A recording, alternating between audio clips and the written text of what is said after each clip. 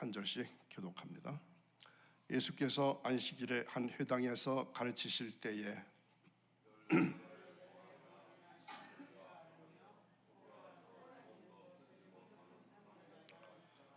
예수께서 보시고 불러 이르시되 여자여 내가 네 병에서 놓였다 하시고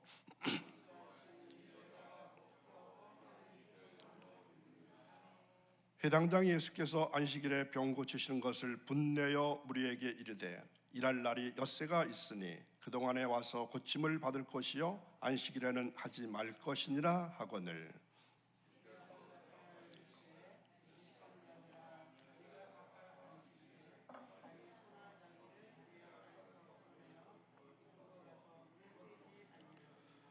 그러면 18해 동안 사탄에게 매임받은 이 아브라함의 딸을 안식일에 이 매임에서 푸는 것이 합당하지 아니하냐. 예수께서 이 말씀을 하시매 모든 반대하는 자들은 부끄러워하고 온 무리는 그가 하시는 모든 영광스러운 일을 기뻐하시니라. 아멘. 오늘도 새벽을 깨우시고 허락한 돌에 올라오신 여러분들에게 가장 꿈만 같은 가장 좋은 일이 일어나서 간증의 주인공이 될 수 있기를 주의 이름으로 축원합니다.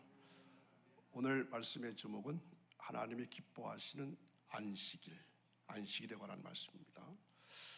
예수님께서 바리새인들에게 공성회에서 첫 번째로 충돌된 사건이 바로 이 안식일 문제입니다. 그리고 이 문제는 주님께서 이 십자가에 못 박히시기까지 계속해서 이 바리새인들과 충돌의 쟁점이 되어 오는 것이 바로 이 안식일 문제입니다. 그들은 예수님께서 하나님께서 오시지 않은 증거를 바로 이 안식일 문제에서 찾았기 때문입니다. 성경에 대한 바르지 못한 해석이나 판단은 이처럼 무서운 결과를 초래한다는 것을 알게 됩니다. 우리는 예수님의 말씀에서 바른 안식일관을 가질 필요가 있습니다. 오늘 말씀은 여러 차례에 걸친 안식일 논쟁들 가운데 하나입니다. 이게 오늘 말씀이 한 번이 아니라 첫 번째가 아니라 여러 번에 걸쳐서 나왔던 그러한 문제들 중에 하나입니다. 예수님께서는 이 안식일에 18년 동안이나 귀신에 매어 있었고 또 허리가 구부러져서 전혀 펴지 못하는 곱사등이 여인을 고친 것입니다. 그런데 예수님을 향한 저들의 심한 저의 때문에 회당장으로부터 아주 강한 도전을 받게 됩니다. 사실 당시 경건한 유대 사람들은 안식일을 엄수함으로 해서 유대교의 순교를 지키려고 무척 노력했습니다. 실제로 그들은 안식일에 짐승을 위해서 물을 깃는 것 자체는 무죄하지만 그 물을 그릇에 담아서 옮기는 것은 일종의 노동으로 간주했던 것입니다. 그래서 금합니다.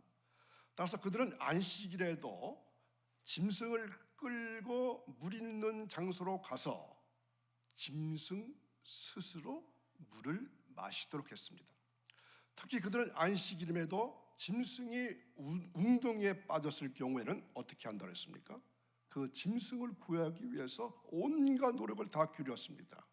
그럼에도 불구하고 유대 사람들은 안식일에 짐승보다 더 귀한 인간의 생명을 구하고 천하보다 더 소중한 인간의 영과 육을 온전하게 회복하신 예수님의 구원 사역을 비난했던 것입니다.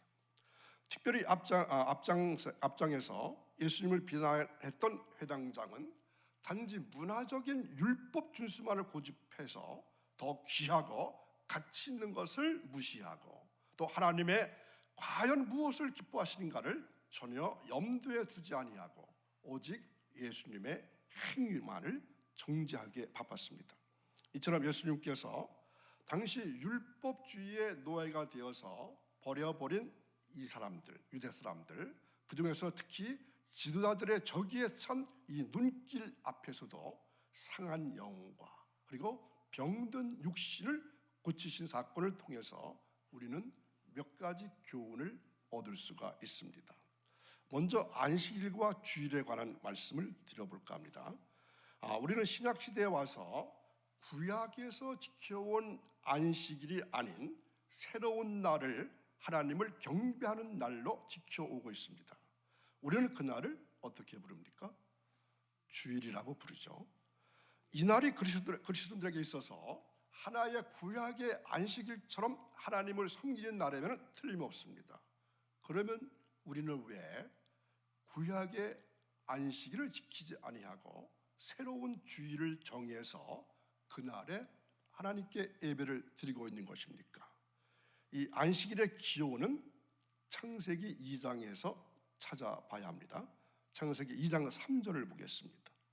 하나님이 그 일곱째 날을 복되게 하사 거룩하게 하셨으니 이는 하나님이 그 창조하시며 만드시던 모든 일을 마치시고 이 날에 안식하셨음이니라. 아멘. 하나님께서 만물을 창조하시고 쉬신 날이 바로 이 날이고, 하나님은 이 날을 거룩하게 하시고 이 날에 복을 주셨다, 이렇게 말씀하고 있습니다. 아담 이후로 하나님의 백성들은 이 날을 거룩한 날로 하나님께서 복 주시는 날로 정하고 안식일로 지켜왔습니다. 그리고 모세 때 와서 율법으로 규정하게 된 것입니다. 우리는 구약에 있는 모든 약속과 예언은 하나의 그림자여 또는 상징임을 알고 있습니다. 그것은 바로 예수님께서 그 모습이 마치 수건을 벗은 것처럼 뚜렷게 나타난다고 하는 말씀에서 찾아볼 수 있습니다. 7일 안식은 그 자체가 우리의 안식을 의미하는 것이 아닙니다. 우리의 안식은 어디에 있습니까? 하늘에서 누리는 영원한 안식입니다. 이 안식이 구약에서는 가나안 안식으로 상징되어 있습니다. 그러나 참 안식은 7일 안식도 가나안 안식도 아닙니다. 이 안식일 문제에 대한 성경적 해답은 히브리서에 분명히 나타나고 있습니다. 히브리서 4장 8절에서 11절까지 보겠습니다. 만일 여호수아가 저에게 안식을 주었더라면 그 외에 다른 날을 말씀하지 아니하셨으리라. 그런즉 안식할 때가 하나님의 백성에게 남아 있도다. 이미 그의 안식에 들어간 자는 하나님이 자기의 일을 쉬심과 같이 그도 자기의 일을 쉬느니라. 그러므로 우리가 저 안식에 들어가기를 힘쓸지니 이는 누구든지 저 순종하지 아니하는 본에 빠지지 않게 하려 함이라. 아멘. 자, 이 말씀에서 안식의 뜻을 찾아보기를 바랍니다. 하나님께서 이스라엘에게 율법을 통해서 안식일을 주신 일은 가나안 안식을 누리게 하셨는데 그 뜻이 있었음을 분명하게 말씀해 주십니다. 그러나 그 가나안 안식은 이스라엘의 불순종으로 그들이 얻을 수 없다고 하셨습니다. 가나안 안식이 실현되지 못했다면 하나님이 약속하신 안식일의 복은 아직 하나님 백성들에게 살아있는 것입니다. 그래서 하나님의 안식이란 하나님의 그의 일을 쉬심과 같이 쉬는 것을 의미하는 것이지 어떤 율법 조문에 있는 대로 안식일을 지키는 데 있는 것이 아니라는 것입니다. 이미 하나님의 백성 중에는 이러한 하나님의 안식에 들어간 사람들이 있다고 하십니다. 그러니 너희도 그것에 들어가기를 힘써야 할 것이라, 이렇게 말씀하고 있습니다. 하나님의 안식은 순종하는 자만이 들어갈 수 있는 곳이기 때문에 불순종함으로 광야에서 멸망받은 이스라엘을 본받지 말고 순종함으로 약속받은 안식을 누려야 할 것임을 강조하고 계십니다. 자, 이 말씀을 따르면 율법에 있는 안식일은 참 안식의 그림자에 지나지 않습니다. 히브리서 4장에서는 그리스도인의 안식에 대해서 이미 그곳에 들어간 자도 있다고 하셨습니다. 이것은 영적인 안식으로서 거지 나사로의 비유가 바로 이 사실을 보여주고 있습니다. 자, 요한계시록 14장 14절에 보면은 있는 수고를 그치고 쉬는 안식이 바로 그것입니다. 자, 계시록 14장 13절, 또 내가 들으니 하늘에서 음성이 나서 이르되 기록하라. 지금 이후로 주 안에서 죽는 자들은 복이 있도다 하심에 성령이 이르시되 그러하다. 그들이 수고를 그치고 쉬리니 이는 그들의 행할 일이 따름이라 하시더라. 아멘. 바울이 소망한 안식도 바로 이것이었습니다. 빌립보 1장 23절, 내가 그 둘 사이에 끼었으니 차라리 세상을 떠나서 그리스도와 함께 있는 것이 훨씬 더 좋은 일이라 그렇게 하고 싶으나. 아멘. 그리스도와 함께 있는 것이 훨씬 더 좋은 일이라. 이 안식은 어디에서 완성될까요? 부활로서 완성되는 것입니다. 그러므로 그리스도의 부활은 그리스도인들의 안식의 보증이고 구약의 안식의 실체가 되는 것입니다. 그리스도인들은 그리스도의 부활에 연합되지 않고는 진정한 안식을 누릴 수 없는 사람들입니다.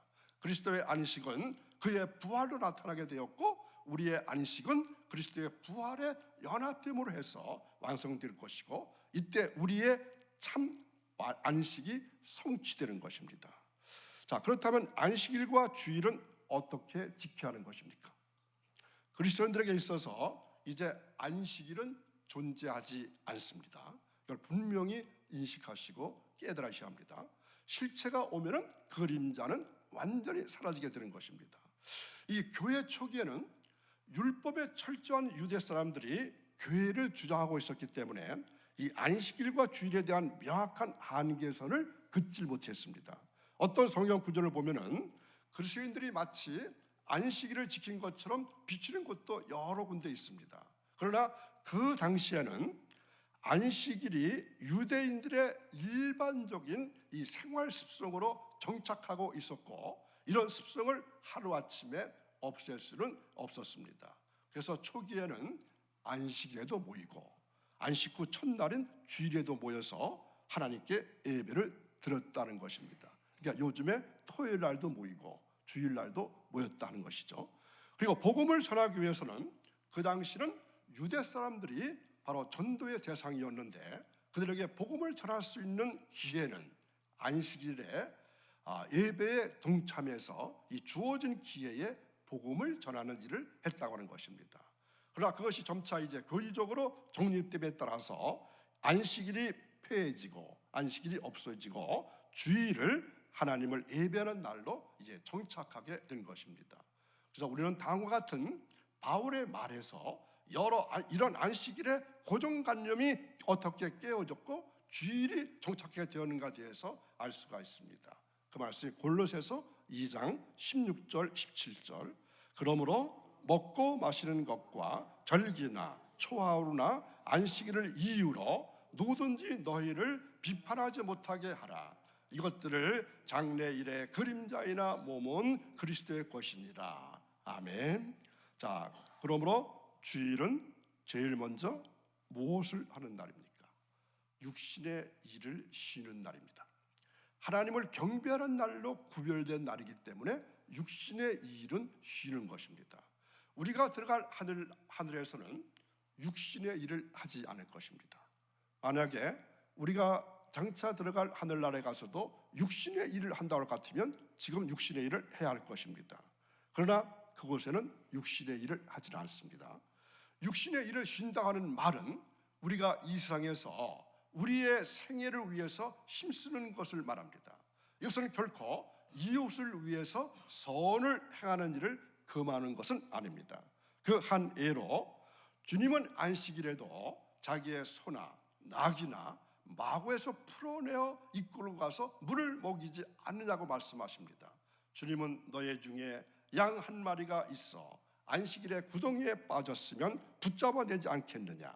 그런데 하물며 18년 동안이나 사탄에게 매임받은 이 아브라함의 딸을 안식일에 이 매임에서 푸는 것이 합당치 아니하냐. 오늘 말씀에서 말씀하고 계십니다.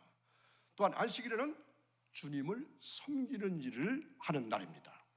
주님이 안식일에 회당에서 가르치신 것처럼 안식일에는 하나님께 예배드리고 가르치는 일을 해야 하는 날입니다. 하나님을 섬긴다 하는 말에는 두 가지 의미가 포함되어 있습니다. 그러므로 이웃을 사랑하는 일은 안식일처럼 주의 날인 주일에도 마땅히 해야 할 일입니다. 이웃을 사랑하는 일이란 어떤 것이 있을까요? 구제하는 일 또는 병을 고쳐주는 일, 이러한 것들이 포함될 것입니다. 또 이날은 하나님을 기쁘시게 해드린 날입니다. 우리는 안식일을 유대인들처럼 그저 장로의 유전을 따라서 지키는 율법주의적인 그러한 방법에서가 아니라 주님께서 말씀하신 사랑의 방법에 의해서 지켜야 할 것입니다. 우리는 본래 18년간 오직 땅만 바라보면서 현실을 비관하고 살아왔던 오늘 말씀에 나오는 한 여인과 어쩌면 흡사한 존재일지 모르겠습니다. 우리는 사탄의 압제하에서 고통당하고 하나님 앞에서 아무런 선한 반응도 하지 못했던 그야말로 절망적인 존재였습니다. 하지만 예수님께서 우리를 만나주시고 무조건적인 사랑으로 구원해 주심으로 해서 우리는 꼬부라졌던 마음에 허리를 펴서 하나님을 바로 향할 수 있게 되었고 영육이 변화를 받아서 새로운 삶을 시작하게 되었습니다. 정녕 이렇게 예수님을 만나서 새 생명의 은혜와 전인적인 치료를 받은 우리는 더 이상 과거에 제약된 삶과 또한 죄의 노예로서의 자리에 되돌아가서는 안 될 것입니다. 이제는 새 생명과 참 자유를 덧입은 새로운 피조물로서 날마다 하나님을 영화롭게 해드리고 여전히 죄 아래 신음하고 있는 이웃에게 구원의 복된 소식을 전할 수 있어야 합니다. 하나님께서 안식을 주신 이유는 일회 중 하루를 안식하라는 뜻으로 주셨고 이것은 하나님의 안식의 한 상징으로 지키라고 하셨습니다. 이스라엘의 율법을 받기 이전 이미 아담이 안식일을 받았는데 그때 아담은 율법의 기록과 같은 안식일을 지킨 것이 아닙니다. 그리고 오늘날 이 안식교도들이 지키는 율법에 기록된 안식일의 규례대로 지키고 있는 것도 아닙니다. 누구든지 안식일을 고집한다면 율법의 정죄를 면치 못할 것입니다. 우리는 주일 안에서 이 율법적인 모든 저주에서 해방되었습니다. 참 안식의 약속을 얻을 수 있겠다는 것입니다. 예수님은 하나님이십니다. 하나님으로서 모든 만물의 주인이 되시고 하나님으로서 모든 영혼의 주인이 되십니다. 하나님으로서 예수님은 하나님만 하실 수 있는 영광스러운 일을 하십니다. 나에게 필요한 존재로 내가 힘들 때 위로가 되어주시고 어려운 일을 있을 때 해결사가 되어주시고 잘 먹고 잘 살고 건강에 도와주는 존재로서는 아무런 문제가 없습니다. 하지만 내 생각을 무너뜨리고 내 계획을 그분의 계획 아래 두고 그분의 기준 아래 내 영적인 상태를 파악하고 그분이 명령하신 대로 따르는 것은 쉽지가 않습니다. 내가 회당장처럼 외식적인 죄인이고 하나님 앞에 찍혀서 불태워질 열매 없는 나무라는 것을 인정하고 18년 된 여인처럼 그분이 나를 보시고 부리시고 만져주시기 전까지 나는 단 한순간도 사탄의 매임에서 풀릴 수 없는 존재라는 것을 인정해야 합니다. 그리고 그것은 오직 은혜와 진리가 충만하시고 하나님의 독생자의 영광을 가지시고 계신 예수 그리스도만 하실 수 있다는 것을 또한 분명히 알아야 합니다. 그것이 바로 하나님께 분노한 자들이 하나님께 영광을 돌릴 수 있는 유일한 길입니다. 회개하고 돌이키는 일입니다. 자, 여러분은 하나님께 영광을 돌리는 사람이거나 아니면 하나님께 분노가 있는 사람이거나 둘 중 하나일 것입니다.